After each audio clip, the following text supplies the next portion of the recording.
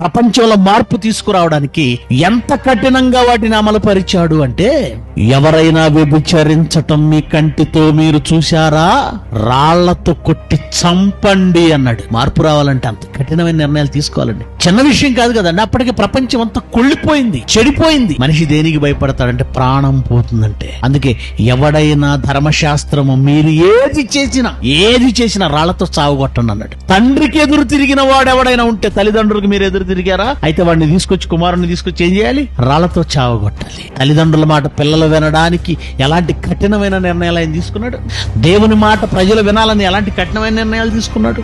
వ్యభిచరించకూడదు అన్న పదం బైబిల్లో తప్ప ఈ ప్రపంచంలో ఏ గ్రంథంలో ఎవ్వడు రాయలేదు, లేదు కూడా. వ్యభిచారం అనేది జరగకూడదని, ఒకవేళ అలాంటి తప్పు జరిగితే ప్రాణం తీయడమే, ఇంకోటి లేదు శిక్ష. అలాంటి కఠినమైన శిక్షలు అమలు పరిచాడు గనకనే మార్పు ప్రారంభమైంది. బైబిల్ తర్వాతే బైబిల్ చూసి రాసుకోవాలి.